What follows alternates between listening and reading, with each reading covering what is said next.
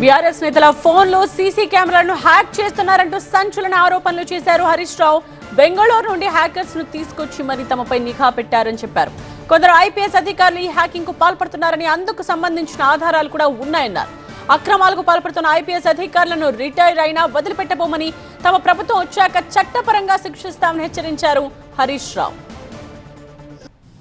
కొంతమంది ఐపీఎస్ అధికారులు ఇలా మా ఫోన్లు హ్యాక్ చేస్తా ఉన్నారు, మా ఇండ్ల ముందున్న సీసీ కెమెరాలు హ్యాక్ చేస్తా ఉన్నారు.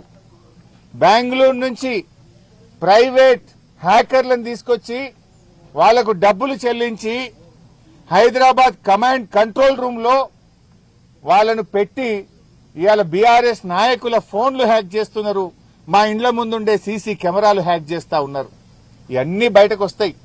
నేను ఐపీఎస్ అధికారులను కూడా హెచ్చరిస్తా ఉన్నాం, మా దగ్గర అన్ని సాక్ష్యాధారాలు ఉన్నాయి, టైం వచ్చినప్పుడు అన్ని బయట పెడతాం. రేపు బీఆర్ఎస్ ప్రభుత్వం వచ్చిన తర్వాత మీరు రిటైర్ అయినా మిమ్మల్ని వదిలిపెట్టము.